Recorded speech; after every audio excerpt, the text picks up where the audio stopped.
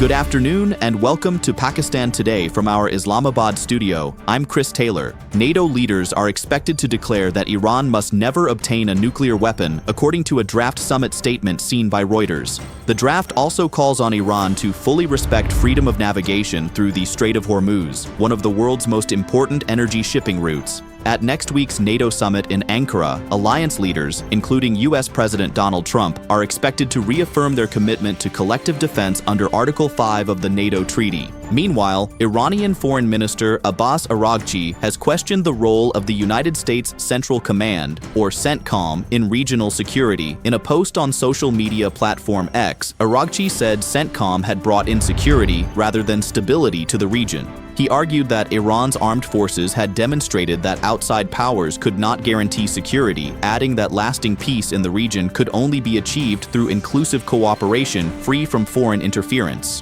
Staying with developments in the region, Iranian Parliament Speaker Mohammad Bagher Ghalibaf says the United States must recognize what he described as the Middle East's new realities following the recent conflict involving Iran, Israel, and the United States.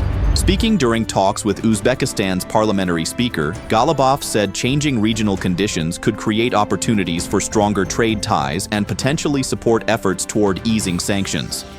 He also expressed hope that joint management of the Persian Gulf and the Strait of Hormuz by Iran and Oman would improve regional transit and commercial cooperation. In Lebanon, President Joseph Aoun says the country's ceasefire agreement with Israel does not legitimize the continued occupation of Lebanese territory. President Aoun stressed that Lebanon remains committed to defending its sovereignty while pursuing long-term stability. Officials say more than 600,000 displaced Lebanese have now returned to their homes following the ceasefire, marking an important milestone in the country's recovery after months of conflict. Turning to Pakistan's diplomatic engagements, Prime Minister Shehbaz Sharif has arrived in Turkey after attending the funeral of senior Iranian leaders, continuing Islamabad's regional diplomatic outreach. During his visit, the Prime Minister is expected to hold talks with Turkish President Recep Tayyip Erdogan on expanding bilateral trade, investment, and defense cooperation, as well as regional security issues. The two leaders are also expected to exchange views on developments in the Middle East and discuss ways to further strengthen the long-standing strategic partnership between Pakistan and Turkey.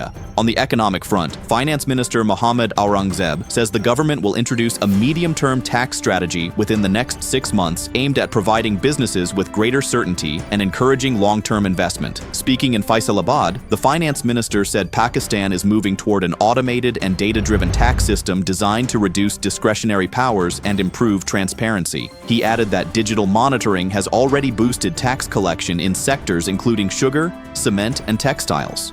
The government says the focus will remain on improving enforcement rather than imposing major new taxes, with reforms expected to be introduced gradually over the next 1 to 2 years. And finally, the federal government has announced a reduction in fuel prices, lowering both petrol and high-speed diesel by 1 rupee and 97 paisas per liter, with immediate effect until the 10th of July. Petrol will now be sold at 297 rupees and 53 paisas per liter, while high-speed diesel has been set at 309 rupees and 50 paisas per liter. Officials say the reduction reflects lower international oil prices, although an increase in the petroleum levy prevented a larger cut. According to government estimates, petrol prices could otherwise have fallen by around 11 rupees per liter. Fuel prices continue to play a significant role in determining transport costs and inflation across Pakistan. That's all for now. You're watching Pakistan Today. I'm Chris Taylor.